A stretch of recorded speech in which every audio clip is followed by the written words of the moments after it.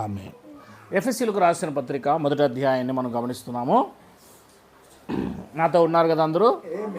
తొందరగా మనము చూసుకొని ముందుకు పోవడానికి ప్రయత్నం చేద్దాం వీలైనంత వరకు. ఎఫెసీయులకు రాసిన పత్రిక మొదటి అధ్యాయము 10వ వచనాన్ని చదువుకుందాం. ఈ సంకల్పమును బట్టి, చూసారా, ఈ సంకల్పమును బట్టి అంటే దేవుని సంకల్పములో ఏముందంటే ఆయన పరలోకములో ఉన్నవే కానీ, అంటే పరలోకములో ఏవే ఉన్నాయా? ఉన్నాయి, ఉన్నారు. దేవదూతలు ఉన్నారు, పెద్దలు ఉన్నారు, ఇంకెంతోమంది అధికారులు ఉన్నారు, ప్రధానులు ఉన్నారు, ఎంతోమంది ఉన్నారు అక్కడ. వారిని పరలోకమందున్నవే కానీ భూమి మీద ఉన్నవే కానీ సమస్తమును క్రీస్తునందు ఏకముగా సమకూర్చవలెనని తనలో తాను నిర్ణయించుకున్నాడు దేవుడు జగత్తు పునాదులు వేయబడక మునిపే. అంటే ఇప్పుడు పరలోకములో ఉన్నవారు మనము ఇరువురు కలిసిపోతున్నాం. ఏమవుతున్నాము? అది కలవబోతున్నాం. అంటే మన కుటుంబం ఎక్కడుంది ఇప్పుడు? మన తండ్రి ఎక్కడున్నాడు? మనం భూమి మీద చూస్తున్నాం. ఎంత అమాయకత్వం చూడండి. 3వ అధ్యాయము మనం గమనిస్తూ ఉన్నాము. ఒక్కసారి చూసినట్లయితే ఎక్కడుందన్నమాట? 14వ వచనం చూడండి. ఈ హేతువు చేత పరలోకమందును భూమి మీదను ఉన్న ప్రతి కుటుంబం, అంటే ఆ పరలోకంలో ఉన్నవారు కూడా మనకి ఏమవుతారు? కుటుంబము. ప్రతి కుటుంబము ఏ తండ్రిని బట్టి కుటుంబం అని పిలువబడుచున్నదో ఆ తండ్రి ఎదుట నేను మోకాలు అని రాయబడి చూడండి. అంటే పరలోకమందున్న వారికి తండ్రి దేవుడే, మనకి కూడా తండ్రి దేవుడే. అంటే మనం భవిష్యత్తులో మనం ఎవరి దగ్గరికి వెళ్ళబోతున్నాము? పరలోకంలో ఉన్న మన వాళ్ళ దగ్గరికి మనం వెళ్ళబోతున్నాం. అంతే, మన కుటుంబం దగ్గరికి వెళ్ళిపోతున్నాం మనం. ఇది తెలుసుకునడమే గొప్ప భాగ్యం. ఫిలిప్పీలకు రాసిన పత్రిక పక్కనే మనం చూద్దాం. ఫిలిప్పీలకు రాసిన పత్రిక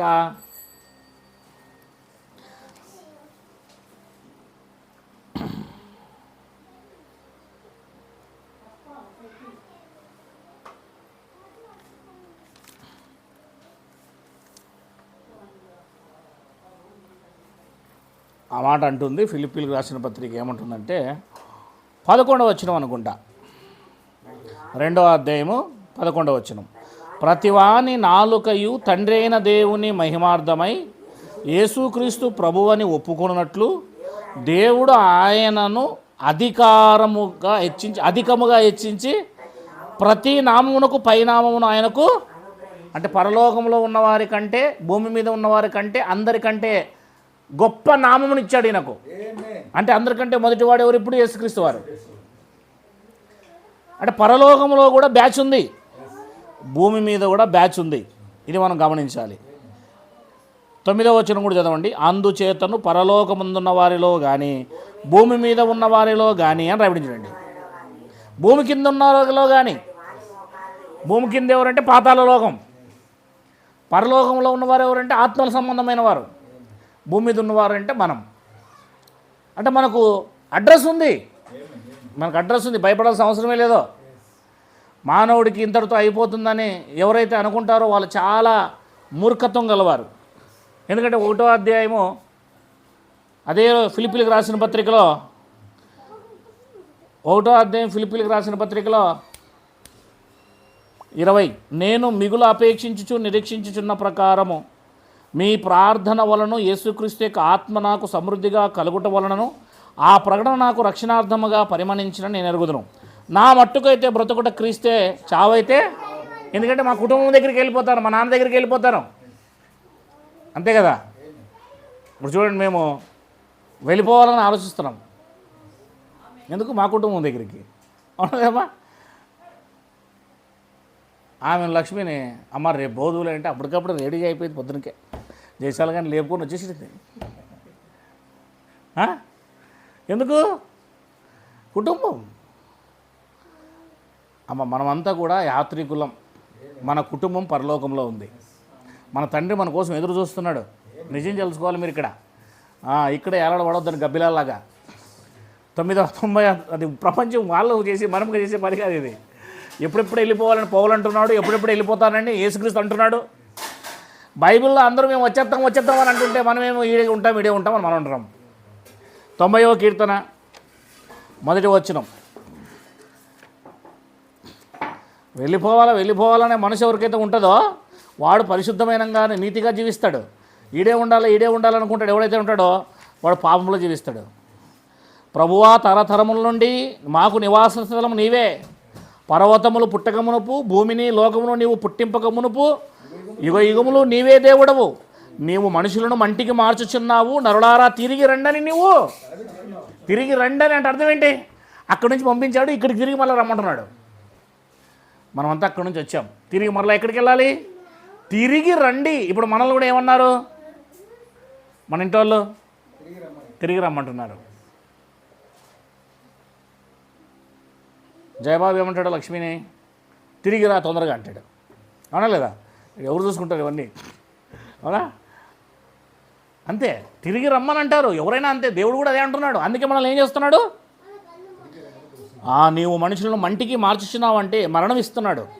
నరులారా తిరిగి రండని నీవు సెలవిచ్చుచున్నావు. నీ దృష్టికి 1000 సంవత్సరాలు గతించినట్టు వల్లే ఉన్నది, రాత్రి అందలే ఒక జాము వలే ఉన్నది. కనుక మన అడ్రస్ ఇది కాదు. హెబ్రీలకు రాసిన పత్రిక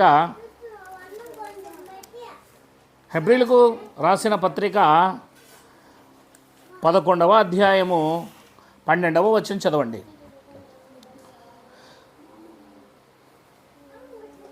13వ వచనం. వీరందరూ ఆ వాగ్దాన ఫలం అనుభవింపకపోయినను దూరము నుండి చూచి వందనములు చేసి తాము భూమి మీద పరదేశులను యాత్రికులై ఉన్నామని ఒప్పుకొని విశ్వాసం గలవారే మృతి పొందిరి.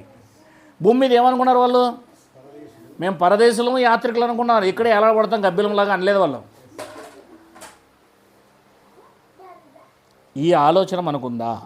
ఈలాగు చెప్పువారు తమ స్వదేశమును వెతుకుచున్నామని విశదపరుచున్నారు కారా? వాళ్ళు ఏమంటూ వెతుకుతున్నారు? స్వదేశం అంటే సొంత దేశం. మరి భూమి సొంత దేశం కాదా? 8వ వచనం. అబ్రహాము పిలువబడినప్పుడు విశ్వాసమును బట్టి ఆ పిలుపునకు లోబడి తాను స్వాస్థ్యముగా పొందబోనై ఉన్న ప్రదేశమునకు బయలువెళ్ళెను. మరియు ఎక్కడికి వెళ్ళవలనో అది ఎరగకే బయలువెళ్ళెను. విశ్వాసమును బట్టి అతనితో కూడా ఆ వాగ్దానము సమాన వారసులైన ఇస్సాకు, యాకోబు అను వారును గుడారములో నివసించుచు అన్ని దేశములో ఉన్నట్లుగా వాగ్దాత దేశంలో పరవశలేరి. ఏలైనగా దేవుడు దేనికి శిల్పియు నిర్మాణకుడై ఉన్నాడో పునాదులు గల ఆ పట్టణం కొరకు అబ్రహామును ఎదురు చూచుండెను. దేనికోసం ఎదురు చూస్తున్నాడు? భూమి మీద ఉండి మరో దానికోసం ఎదురు చూస్తున్నాడు. ఇది మాకు శాశ్వతం కాదు అంటూ. మనం ఏం చేస్తున్నామంటే ఇదే శాశ్వతం అనుకొని చూస్తున్నాం. కొలస్సీ పత్రికలో అందుకే అంటాడు 3వ అధ్యాయము 1వ వచనం. మీరు క్రీస్తుతో కూడా లేపబడిన వారైతే, అంటే నిజంగా ఈ భూలోకముల విషయంలో చచ్చిపోయిన వారై దేవుళ్ళో బ్రతికిన వారైతే పైనున్న వాటి మీదే వెతుకుడి. అక్కడ క్రీస్తు దేవుని కుడి పార్శ్వమున కూర్చొని ఉన్నాడు. పైనున్న వాటి మీదనే కానీ భూ సంబంధమైన వాటి మీద మనస్సు పెట్టుకొనకుడి. మన మనసు ఎక్కడ పెట్టుకుంటే అక్కడే ఉంటుందని చెప్పాను కదా మొన్నే. ఏలైనగా మీరు మృతి పొందితిరి, మీ జీవం క్రీస్తుతో కూడా దేవునియందు. అయితే మీరు ఎక్కడ వారు? పరలోకం వారు. ఫిలిప్పీలకు రాసిన పత్రిక 3వ అధ్యాయంలో 17వ వచనంలో చెబుతాడు. 19వ వచనంలో నాశనమే వారి అంతం, వారి కడుపే వారి దేవుడు. వారు తాము సిగ్గుపడవలసిన విషయంలో అతిశయించున్నారు, భూ సంబంధమైన వాటి అందే మనస్సు ఉంచుచున్నారు. మన పౌరస్థితి పరలోకమందున్నది అని రాయబడి చూడండి. అసలు మన పౌరస్థితి పరలోకమందుంది. మన రేషన్ కార్డు, మన ఆధార్ కార్డు, మన ఓటర్ కార్డు, మన ఏటీఎం కార్డు, మన బ్యాంక్ బుక్ అంతా ఎక్కడుంది? పరలోకంలో ఉంది. మన రేషన్ కార్డులో హెడ్ పేరు ఏం పేరు? తండ్రి అయిన దేవుడు, యేసుక్రీస్తు వారు. అంతే కదా. ఆ తర్వాతే మన పేర్లు వస్తాయి కింద జయబాబు, లక్ష్మి, యోసేపు, నేను, నువ్వు. ఆ రేషన్ కార్డు చాలా పెద్దది. ఒకే రేషన్ కార్డే, పెద్ద రేషన్ కార్డు అది. అందులో పరలోకం సంబంధమైన కుటుంబం ఉంది, భూ సంబంధమైన కుటుంబం ఉంది. అంత పెద్ద రేషన్ కార్డులో మన పేర్లు ఉన్నాయి. అప్పుడు ఆలోచించేయండి సోదరులారా, ఎక్కడున్నాం మనం? మాయలో పడిపోకండి, మోసంలో పడిపోకండి. లోకం ఖచ్చితంగా మోసం చేస్తుంది. లోకం మనుషులు ఏం చేస్తుంది? 100% మోసం చేస్తుంది. యెషయా గ్రంథము నేను మనం చూపించాను చూడ, ఆ వాక్యం చూపించండి. 44వ అధ్యాయము 20వ వచనం. నీ మనసు ఎటుంది? వాడు బూడిద తింటున్నాడు,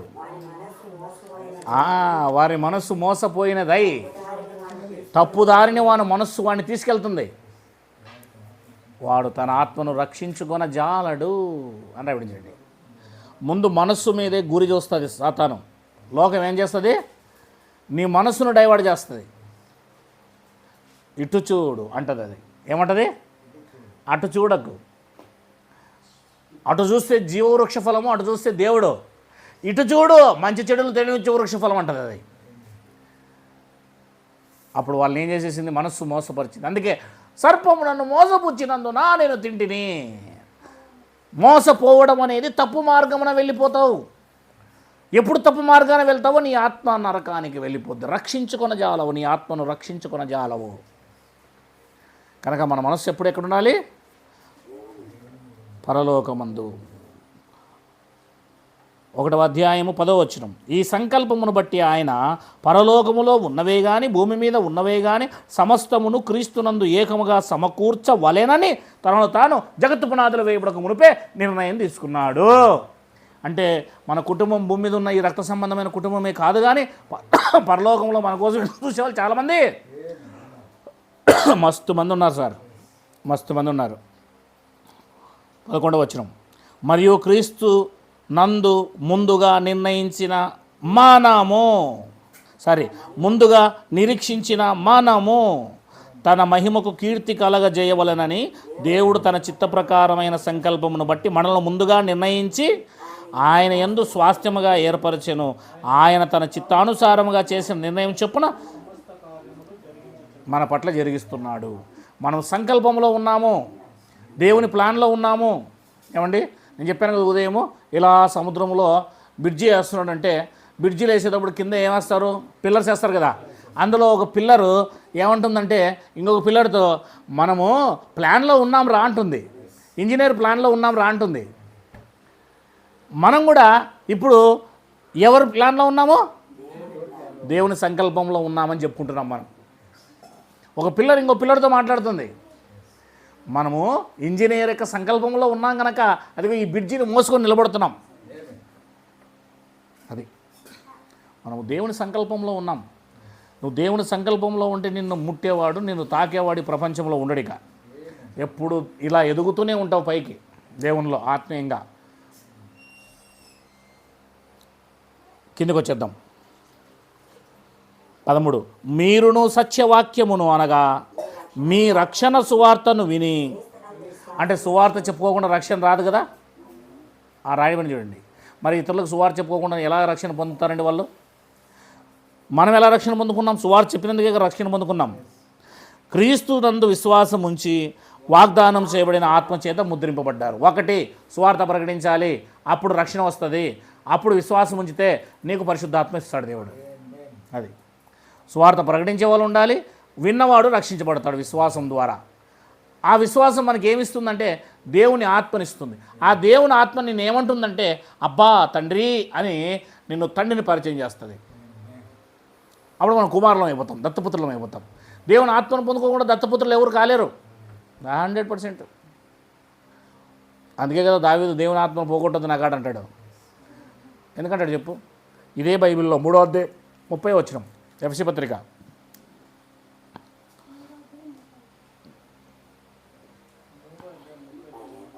4వ అధ్యాయం 30. దేవుని పరిశుద్ధాత్మను ఏం చేయకూడదు? నోవహు కాలంలో దేవుని కుమారులు నరుల కుమార్తెలు వివాహం చేసుకుని దేవుని ఆత్మను ఏం చేశారు? వాళ్ళు దుఃఖపరిచారు. దేవుడు సంతాపం పొందాడు, దేవుడు బాధపడ్డాడు. అందుకే దేవుని ఆత్మను మరలా మీరు కూడా ఏం చేయొద్దు? దుఃఖపరచుకుడి. విమోచన దినం వరకు ఆయన మీరు ముద్రింపబడి ఉన్నారు. మీరు పరలోకం పోయే వరకు ఆయన మీలోనే ఉంటాడు, మీతోనే ఉంటాడు, మిమ్మల్ని నడిపిస్తాడు. ఆయన గైడ్ ఇస్తాడు, ఆయన గురువు. ఆయన దుఃఖపరచొద్దు. 14వ వచనం. దేవుని మహిమకు కీర్తి కలుగుటకై ఆయన సంపాదించుకున్న ప్రజలకు విమోచనము కలుగు నిమిత్తం ఈ ఆత్మ మన స్వాస్థ్యమునకు సంచకరువుగా ఉన్నాడు. ఈ ఆత్మ మనల్ని ఏం చేస్తాడట? సంచకరువు. నువ్వు పరలోకానికి పోయేదాకా నేను కాపాడే బాధ్యత తీసుకుంటాడు. అంటే నువ్వు పరలోకానికి పోయే వాడిలో సంచకరువు దేవుడే మనకి ఇస్తాడనమాట. సంచకరువుగా పరిశుద్ధాత్మను దేవుడు మనకి ఇస్తాడు. అంటే నీ మీద ముద్ర వేసి ఇది నా గొర్రె, ఇది నా ఆవు అని సంచకారం ఇస్తాడు అడ్వాన్స్. అంతే కదా. నువ్వు ₹1,00,000 తీసుకోవాలనుకుంటే కనీసం అంటే ₹1,000 2,000 వాళ్ళ చేతిలో పెట్టినప్పుడు అప్పుడు ఎవడుతుంది? మాట అయిపోయింది తప్ప ఇంకెవరికి నేను 2 లక్షలు ఇచ్చిన అంటారు వాడు. అట్లనే ఇప్పుడు నువ్వు పరలోకానికి వెళ్ళాలంటే దేవుడు ముందుగా నీకేమి ఇవ్వాలి? దేవుని ఆత్మని నీలోకి తీసుకొచ్చి నీ మీద ముద్ర వేస్తాడనమాట. అంటే ఇది నా గొర్రె అని అర్థం. ఇక దాన్ని ముట్టడానికి వీల్లేదు. ఇంకా నువ్వు ఎవరి వస్తువు, ఎవరి సొత్తు? దేవుని సొత్తు. ఇప్పుడు ఆత్మ లేకోకుండా దేవుని సొత్తు ఎట్లా అవుతావు? అడ్వాన్స్ ఇవ్వకుండా సంచకారం చేయకుండా ఎలాగ నీకు ఇస్తాడు? వేరే వాడు వచ్చినానుకో ఓ 10,000కి ఎక్కువ అమ్మేస్తాడు. అది మనం ఇప్పుడు ఏం చేయబడాలి? ఆత్మ చేత ముద్రింపబడాలి. అంటే పరిశుద్ధాత్మకు మనం చోటు ఇవ్వాలి. సంచకారం. 15 ఈ హేతువు చేత ప్రభు అయిన యేసునందలి మీ విశ్వాసమును గూర్చియు పరిశుద్ధులందరి ఎడల మీరు చూపుచున్న విశ్వాసమును గూర్చియు నేను వినినప్పటి నుండి మీ విషయమే మానక దేవుని కృతజ్ఞతాస్తుతులు. అంటే ఇక్కడ ఉన్నవారు నిజంగా దేవుని విషయంలో ఎలా నడుస్తున్నారు అంటే వీరు పరిశుద్ధులందరి ఎడల పరిశుద్ధంగా జీవిస్తున్నారు, విశ్వాసంగా కలిగి జీవిస్తున్నారు. అంతేనా లేదా? నేను విన్నాను మీ విశ్వాసాన్ని, నేను విన్నాను. నిజంగా మీరు గొప్పగా జీవిస్తున్నారు. విశ్వాసం అనే దగ్గర ఫుట్ నోట్లో ప్రేమ అన్నాడు చూడండి. ఏమన్నాడు? అంతే కదా. అంటే విశ్వాస ప్రేమల్లో జీవిస్తున్నారు వాళ్ళు. మీ విషయమే మానక దేవుని కృతజ్ఞతాస్తుతులు చెల్లించుచున్నాను. మరియు మీ మనోనేత్రములు వెలిగింపబడినందున ఆయన మిమ్మును పిలిచిన పిలుపునైన నిరీక్షణ ఎట్టిదో, పరిశుద్ధులలో ఆయన స్వాస్థ్యం యొక్క మహిమైశ్వర్యం ఎట్టిదో, ఆయన క్రీస్తునందు వినియోగపరిచిన బలాత్సయమును బట్టి విశ్వసించు మనయందు ఆయన చూపుచున్న తన శక్తి యొక్క అపరిమితమైన మహత్యం ఎట్టిదో మీరు తెలుసుకున్న వల్లని మన ప్రభువైన యేసుక్రీస్తు దేవుడైన మహిమా స్వరూపు తండ్రి తన్ను తెలుసుకున్నట యందు మీకు జ్ఞానమును. ఇప్పుడు గమనించాలి, దేవుణ్ణి తెలుసుకోవాలంటే దేవుడు మనకి ఏమనుగ్రహించాడు? దేవుడైన మహిమా స్వరూపు తండ్రి తన్ను తెలుసుకున్నట యందు మీకు జ్ఞానమును ప్రత్యక్షత గల మనస్సు అనుగ్రహించున్నట్లు అని రాయబడిందండి ఇక్కడ. అంటే బైబిల్ జ్ఞానం తెలియకుండా దేవుని ఎలా తెలుసుకుంటావు నువ్వు? అంతే కదా. నీకు జ్ఞానం ఉండాలి. ఏమండి, మీకు వైరింగ్ చేయడానికి వస్తుందా? ఎలక్ట్రికల్ వైరింగ్ చేయడానికి వస్తుందా? మొత్తం టోటల్గా రాదు. దాని విషయంలో మనకేముండాలి? విద్యా జ్ఞానం ఉండాలి. పొరలే నడిపేకి వస్తుందా? బైక్ నడిపేకి వస్తుందా? ఎలా నేర్చుకున్నావు? అది ఒక రోజులో వచ్చింది ఏంటి? 2 ఏళ్ళు 3 ఏళ్ళు కష్టపడితే కానీ రాదు. ఆ జ్ఞానాన్ని ఎలా నేర్చుకుని ఈరోజు నువ్వు దాన్ని చేయగలుగుతున్నావో, బైబిల్లో కూడా దేవుణ్ణి తెలుసుకోవడానికి దేవుడు జ్ఞానాన్ని పెట్టాడు. మరి ఆ జ్ఞానాన్ని తెలుసుకోవడానికి ఆదివారం రావాలి, బైబిల్ చదవాలి, కుటుంబ ప్రార్థనలు పెట్టుకోవాలి, దేవుణ్ణి తెలుసుకోవాలి. మనం తన్ను తెలుసుకున్నట యందు మీకు జ్ఞానం ప్రత్యక్షత గల మనస్సును అనుగ్రహించినట్లు అని రాబడించండి. చదవండి. నేను నా ప్రార్థనల యందు మిమ్మును గూర్చి విజ్ఞాపన చేయుచున్నాను. మీరు దేవుడిని తెలుసుకోవాలి. ఆయన బలాత్సయము చేత క్రీస్తును మృతుల్లోని లేపి, అంటే యేసుక్రీస్తును లేపడానికి దేవుడు ఎంత బలాతిశయం పెట్టాడు. బలం, దాని వెనక ఎంత బలం ఉండాలి. మృతుల్లోండి లేవాలంటే ఏదనుకుంటున్నావు? కనుక ఒక మృతుల్లోండి లేపాడు క్రీస్తుని. బలాతిశయము కంటేను, ఆ మృతుల్లోండి లేపి సమస్తమైన ఆధిపత్యము కంటేను, అధికారము కంటేను, శక్తి కంటేను, ప్రభుత్వము కంటేను, ఈ యుగమునందు మాత్రమే గాక రాబో యుగమునందును పేరు పొందిన ప్రతి నామము కంటేను ఎంతో హెచ్చుగా పరలోకమందు ఆయన తన కుడిపార్శ్వమున. ఇదే మనం చూసాం ఎక్కడ 9వ వచనం ఫిలిప్పీలకు రాసిన పత్రికలో 2:9. ఉన్నతమైన నామం అంటే ఈ భవిష్యత్తులో ఎంతమంది మంచి విశ్వాసులు వచ్చినా, అది పౌలైనా, అపోస్తులైనా, అంతకుముందు మోషే అయినా, పరలోకంలో ఉన్న పెద్దలైనా, అధికారులైన, అధిపతులైన అందరికంటే హెచ్చైన నామం ఎవరిది? అందరికంటే ముందున్నవాడు ఎవరంటే యేసుక్రీస్తే. అంత గొప్ప పేరు నామం ఇచ్చాడు. ఎందుకు ఇచ్చాడంటే ఆయన చేసుకున్న త్యాగం అట్లాంటిది. పరలోకాన్ని వదిలేసి వచ్చాడు ఆయన నిన్ను నన్ను రక్షించడానికి. భూమి మీద సాధారణ మానవుడుగా ఆయన ఉన్నాడు. నరేంద్ర మోడీ గారిని, జగన్మోహన్ రెడ్డిని ఒక వారం రోజులు ఉండమని చెప్పు, మన ఇంట్లో ఉండు, మనలాగా బతకమని చెప్పు, పాలు పితకమని చెప్పు, గడ్డి కొయ్యమని చెప్పు, ఇంటికి వచ్చి కసునూకమని చెప్పు, చూద్దాం. యేసుక్రీస్తు వారు ఎంతటి లో క్లాసులోకి వచ్చాడంటే మనుషుడుగా పుట్టి దాసుడుగా ఉన్నాడట, దాసుడుగా జీవించాడట. అసలు తినడానికి తిండి లేని ఇంట్లో పుట్టాడు ఆయన. ఆ పూటకు చేసుకుంటే వాళ్ళు బ్రతుకుతారు. ఎంత దిగజారాడు, ఎంత ఉన్నత స్థితిలో ఉన్న దేవుడు. కనుక అందుకే దేవుడు కూడా అతనికి, తండ్రి కూడా అతనికి ఎంతటి స్థానం ఇచ్చాడు? అందరికంటే గొప్ప స్థానాన్ని ఇచ్చాడు. అది అంటే ఈ లోకంలో నువ్వు ఎంతగా దేవుని కోసం బ్రతికితే అంత ఉన్నత స్థానం నీకు ఉందని డిక్లేర్ అవుతుంది ఇక్కడ. నువ్వు అంటి ముట్టనట్టుగా ఉంటే నీకు అంటి ముట్టనట్టుగా ఉంటుంది అక్కడ. ఆ మూలకి ఎక్కడో దూరం కంటికి కనబడకుండా లాస్ట్ చైర్లో కూర్చోబెడతాడు నిన్ను. అవునవా? లాస్ట్లో కూర్చోబెడతారు అక్కడ. ఆలోచన చేద్దాం మనం ఎంతగా. అది శాశ్వత కాలం. ఇంకా మళ్ళీ అక్కడికి పోయిన తర్వాత డెవలప్ ముందు చైర్లోకి వస్తాను రాలేవు. ఇక్కడ దేవుని కోసం ఎంతగా బ్రతుకుతావో అంత మహిమను అక్కడ ఉంటుందన్నమాట. అది మనం అర్థం చేసుకోవాలి. పరలోకమందు ఆయన తన కుడిపార్శ్వమున కూర్చొండబెట్టుకొని ఉన్నాడు, మరియు సమస్తమును ఆయన పాదముల క్రింద. అబ్బా, సమస్తమును. అది పరలోకంలో ఉన్నది కానీ భూమి మీద ఉన్నది కానీ అంతా ఎవరి పాదాల దగ్గర పెట్టాడు? నువ్వు దేవుని కోసం బ్రతికితే నీ పాదాల దగ్గర తీసుకొస్తాడు అన్నీ. నువ్వెందుకు వాటి కోసం పరిగెడతావు? ఇది ఈ జ్ఞానం మనకు ఉండాలండి. ఈ వివేచన మనకు ఉండాలి. అన్నీ నీ పాదాల దగ్గరికి రావాలా. నువ్వేమో అందరి పాదాల దగ్గర పరిగెడుతున్నావు. యేసుక్రీస్తు దేవుని కుమారుడు, నువ్వు కూడా దేవుని కుమారుడే. ఆయనకి ఏ స్థాయి ఇస్తే ఆ స్థాయి ఇస్తాడు ఆయనలా బ్రతికితే. అంతే కదా. ఆయన పాదాల క్రింద ఉంచి సమస్తము పైని ఆయనను సంఘమునకు శిరస్సుగా శిరస్సును చేసేసాడు దేవుడు. సంఘానికి ఏం చేసేసాడు ఆయన? ఒక రాజ్యానికి రాజుని చేసేసాడు. శిరస్సు అంటే రాజు అని అర్థం, కింగ్. సంఘము అంటే దేవుని యొక్క పిల్లల మనమే. ఎంతమంది వచ్చినా శిరస్సే కదా. శిరస్సునే కదా. అది పురుషుడే, స్త్రీయే. ఎంత వచ్చినా భూమి మీద అయిపోయా ఒకసారి పుట్టిన తర్వాత. ఆ సంఘము ఆయన, ఆ సంఘం ఎవరట? ఆయన శరీరం. సమస్తమును పూర్తిగా నింపుచున్న వాని సంపూర్ణతై ఉన్నది అని రాయడం చూడండి. కనుక మనం గమనిస్తూ ఉన్నాం ఇక్కడ. కొంచెం నేను ఎక్స్ప్లెయిన్ ఇస్తాను. 17వ వచనం 1. మరియు మీ మనోనేత్రములు వెలిగింపబడినందున అని రాయడం చూడండి. ఏం వెలిగింపబడ్డాయి? మనోనేత్రాలు. ఎక్కడ ఆరిపోయాయి? ఆదికాండం 3వ అధ్యాయం 5, 6 నుంచి 7 వచనాల్లో ఆరిపోయాయి. అంటే మనోనేత్రాలు వెలుగు లేకోకుండా పుడుతూ వస్తున్నాం. మరలా మనోనేత్రాలు వెలిగింపబడాలంటే ఎలా వెలిగింపబడతాయి? చెప్పండి. ఒకటే, సువార్త. దేంతో వెలిగింపబడతాయి?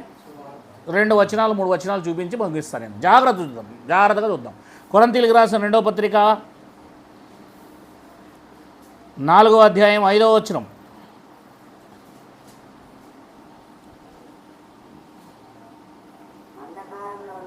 అంధకారములో నుండి 4 కూడా చదవమ్మా. దేవుని స్వరూపే ఉన్న క్రీస్తు మహిమ కనపరచవలే అదిగో ప్రకాశింపకుండానట్లు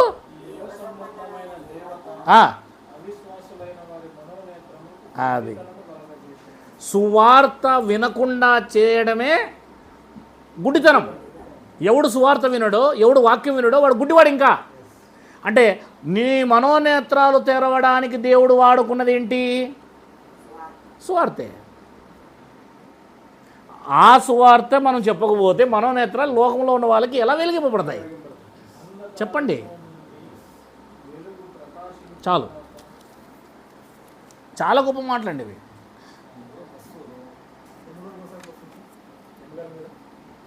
అది వస్తుంది వాళ్ళదే. వాళ్ళ సువార్త పొలిటిక్స్నే ఉంటారు. చదువుదాం. అపోస్తుల కార్యములు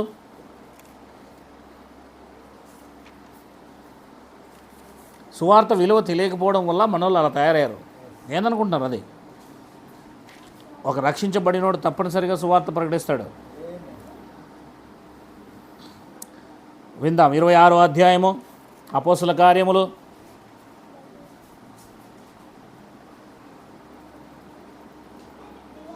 16వ వచనం నుంచి చదువుతాను నేను, ఓకేనా? నీవు నన్ను చూచి ఉన్న సంగతులు గూర్చి, నేను నీకు కనబడబోవు సంగతిని గూర్చి నిన్ను పరిచారికనుగాను సాక్షిగాను నియమించుటకే కనబడి ఉన్నాను. యేసుప్రభువు వారు దమస్కా పట్టణం ఉన్న బయట వెలుగులో పౌలుకు కనబడ్డాడు, తెలుసు కదా. నీవు లేచి నీ పాదములు మోపి నిలువుము, నేను ఈ ప్రజలకు అన్యజనులకు హాని కలగకుండా నిన్ను కాపాడేదను. వారు చీకటిలో నుండి వెలుగులోనికి, సాతాను అధికారంలో నుండి దేవుని వైపునకు తిరిగి నా యందలి విశ్వాసం చేత పాపక్షమాపణను పరిశుద్ధపరచబడిన వారిలో స్వాస్థ్యం పొందినట్లు వారి కన్నులు తెరుచుటకై నేను వారి యొద్దకు పంపుతున్నానని చెప్పాను. ఏం తెరవడానికి? ఎలా తెరుస్తుంది? సువార్త ద్వారానే కన్నులు తెరవబడతాయి. సర్పము బోధ చేసి కన్నులు మూసింది. ఇప్పుడు యేసుక్రీస్తు వారు కూడా తిరిగి నీ కన్నులు తెరవాలంటే మరలా సువార్త వినమంటున్నాడు. కనుక మన మనోనేత్రాలు వెలిగింపబడాల్సిన అవసరము ఉంది. ఈ మనోనేత్రాలు వెలిగించడానికి దేవుడు ఒక సువార్తను వెలుగులోకి తీసుకొచ్చాడు. ఆ సువార్త మనల్ని ఏం చేస్తుంది? మనోనేత్రాలు వెలిగింపబడి శారీర నేత్రాలు మూసి దేవుణ్ణి చూసేలాగా చేస్తుంది. అంతే. కనుక మనోనేత్రాలు తెరవబడకపోతే దేవుణ్ణి చూడలేము, దేవుడు అర్థం కాడు. అందుకే తను అర్థం చేసుకోవడానికి దేవుడు జ్ఞానాన్ని ఇచ్చాడు, ఈ బైబిల్ జ్ఞానాన్ని ఇచ్చాడు. ఈ బైబిల్ జ్ఞానంను మనం చదవాలి. ఎంత బైబిల్లో ఎన్నోసార్లు చెప్పాడు యేసుక్రీస్తు వారు, దాదాపుగా 15 సార్లు చెప్పాడు అనుకుంటా. మీరు చదవలేదా? మీరు భావం అర్థం చేసుకోలేదా? ఇంటికి వెళ్ళి చదువుకోకండి, భావం నేర్చుకోకండి అన్నాడు ఆయన. అంటే అర్థం ఏంటి? చదవమన్నాడు, జాగ్రత్తగా చూసుకోమన్నాడు. పౌలు శీలలు చెప్తున్నప్పుడు బయల్లో అలా ఉన్నవో లేవో అని ప్రతిదినము లేఖనములు వాళ్ళు చూసుకున్నారు, అంటే చదువుకున్నారు. మరి కాబట్టి బైబిల్ చదవాలి. ఇది నిత్యము మనం చదువుతూ ఉండాలి. ఒకేసారి నువ్వు నేర్చుకోలేవు, సమయం పడుతుంది. కాకు కూడా నీళ్ళు కావాలంటే అడుగునంటిన ఆ కుండలోకి తీసుకొచ్చి వేస్తూ ఉంటుంది. తీసుకొచ్చి వేస్తూ ఉంటుంది. ఎన్ని రాళ్ళు తీసుకొచ్చి వేస్తే అప్పుడు నీళ్ళు పైకి వస్తాయో. ఒకరోజు ప్రయాసపడుతుందో, 2 రోజులు ప్రయాసపడుతుందో, వారం రోజులు ప్రయాసపడుతుందో తెలీదు, కానీ ఒకరోజు మాత్రం అది ఖచ్చితంగా అందుకుంటుంది. అట్లనే మనం కూడా ఏం చేయాలి? దీన్ని రోజు కొంత చదువుతూ ఉంటే దీని మీద మనకు రుచి అనిపిస్తుంది. తినగనేమో తీయగా ఉంటుంది వేపాకు. అలాగే తినగనేమో ఇది బోరు కొట్టేది మనకేమనిపిస్తుంది? ఏదో దీన్ని వదిలిపెట్టు బుద్ధి కాదు. ఇంకా ఐ లవ్ యూ ప్రభువా అంతే. దీన్ని వదిలిపెట్టు బుద్ధి కాదు, దీన్ని అతుక్కొని ఉండాలనిపిస్తుంది. ఏదో లేదు మన దగ్గర అనిపిస్తుంది, ఏమో చేయలేదు ఈరోజు అనిపిస్తుంది. అలా దీంతో మనం స్నేహం కలిగి ఉండాలి. అబ్రహాం ఎవరు స్నేహితుడు? అదిగో దేవుడు, వాక్యమే దేవుడు. అంతేనా లేదా? ఇప్పుడు నువ్వు స్నేహం చేయాలంటే ఎవరితో చేయాలా? వాక్యంతో. దేవుడు వాక్యం దేవుడే ఉన్నాడు కదా, అదే దేవుడు ఇందులో ఉన్నాడు. నువ్వు స్నేహం చేయి. నీకు కావాల్సినవి, నీకు రావాల్సినవి నేను ఎలా నడిపించాలో అలా నడిపిస్తాడు ఆయన, భద్రపరుస్తాడు ఆయన. అన్ని దారులు చూపిస్తాడు నీకు. నాయన ఆసాబులా ఉండొద్దు, నాయన యోసేపులా ఉండు, నాయన దావీదులా తప్పు చేయొద్దు, నాయన సొలొమోన్లా ఉండకండు, నాయన సంసోన్లాగా తప్పు చేయొద్దు, నాయన అబ్రహాములాగా ఉండు, నాయన యాకోబులాగా ఉండు, నాయన యోషావులా ఉండొద్దు, కయీన్లా ఉండొద్దు, హెబెల్లా ఉండు అని ఉండొద్దు మంచి చెడులు నీ ముందు పెట్టి ఏది కావాలో చూసుకో అంటాడు ఆయన. అంతా ఉంది ఇందులో. కనుక మనం ఏ మార్గం వెళ్ళాలో ఆ మార్గమును మనం ఎంచుకోవాల్సిన బాధ్యత మన మీద ఉంది. కనుక మన జీవితాన్ని సరి చేసుకొని మనం దేవుని వైపు వెళ్ళడానికి ప్రయత్నం చేద్దాం. చూడండి, దేవుని పట్ల మనం డీలా అయినామనుకో, ఇలా ఆత్మీయంగా కూడా ఇలా కిందికి పోతూ ఉంటామండి. ఈ పట్టు వదలకూడదు. చూడండి, జాగ్రత్త. పట్టు వదిలితే చాలా ఇబ్బంది అండి. దేవుని విషయంలో పట్టు వదిలినామంటే అది జారుతూనే ఉంటుంది. ఇంకా ఎక్కుతూ ఉంటామండి తాడు. కొంచెం పట్టు వదిలినామంటే ఏమైపోతుంది? ఇంకా అంతే. పట్టు వదలొద్దు, అంతే. నువ్వు మళ్ళీ మొదటికి వస్తావు. అదేదో కింద నుంచి పైకి వేస్తే మిచ్చిన ఎక్కుతుందంట, ఆడికి పోయిన తర్వాత పాము ఏం చేస్తుందంట? మింగితే కిందికి వచ్చి పడతాడు వీడు. మన భక్తిలో కూడా అంతే. యేసయ్య అనే మిచ్చిని ఎక్కుతావు, ఆటికి పోతే సాతానుగాడు నోరు తెచ్చుకుని ఉంటాడు, కోడితే కింద వచ్చి పడతావు. ఎంత బాగా పెట్టాడు కదా అది, అంత మనకు అర్థమైనట్లే పెట్టారు. అక్కడ కొడితే ఇక్కడ వచ్చి పడతావు. నీ స్టెప్ సరిగ్గా వేయకపోతే ఎక్కడో పోవాల్సి వస్తుంది, జాగ్రత్త. అక్కడ లాస్ట్లో ఉంటుందండి, దాన్ని ఏమంటారు, పరలోకం. ఏంటి ఆ చాట్లో నిచ్చెన ఉంటుంది, పాములు ఉంటాయి, లాస్ట్లో ఏముంటుందంటే ఒక హౌస్ ఉంటుంది, అదేంటి, పరలోకం. బైబిల్ని చూసే తయారు చేశాను అనుకుంటా నేను. సర్పము సాతాను, నిచ్చెన యేసుక్రీస్తు వారు, అంతే కదా. ఆ లాస్ట్లో ఉండేది పరలోకం. నువ్వు వేసే పిచ్చులు నీ జీవిత చదరంగం. నువ్వు నడిచే నడక రాంగ్ వేయచ్చు, రైట్ వేయచ్చు, నిచ్చిన దగ్గరికి వేయచ్చు, పాము నోట్లకు కూడా వేయచ్చు. అది నీ చేతి క్రియలను బట్టి ఉంటుంది, నీ జీవితాన్ని బట్టి ఉంటుంది. ఆలోచన చేద్దాం, మన జీవితాన్ని సరి చేసుకుందాం. డీలా మాత్రం వదలొద్దు. దేవుని విషయంలో ఎట్టి పరిస్థితుల్లో రేపు చూసుకుందాం, మన్నాడు చూసుకుందాం అని మాత్రం ఎప్పుడు అనొద్దండి. అది అలాగే ఏమవుతుంది, పక్కన పడేస్తుంది. బిర్యానీ చేశారు కూడా బిర్యానీ తినాలా, బిర్యానీ తినాలా అంటారు. నేను అది 2 రోజుల తర్వాత తిందామంటే పాసిపోద్ది. మన ఆత్మీయ స్థితి కూడా ఎప్పుడు ఏం చేయాలో, ఎలా చేయాలో, ఎప్పుడు ప్రార్థన చేయాలో, ఎప్పుడు వాక్యం చదవాలో, ఎప్పుడు కుటుంబ ప్రార్థన కలిగి ఉండాలో, ఎప్పుడు మన జీవితం సరి చేసుకోవాలో అప్పుడే సరి చేసుకుంటే మనము మన ఆత్మీయ స్థితిలో ఎదుగుతాము, లేకపోతే ఎదగలేము. ఇది గుర్తించుకొని మనము జాగ్రత్తగా మన జీవితాన్ని కాపాడుకుందాం. దేవుడు ఈ మాటల్ని దీవించునుగాక.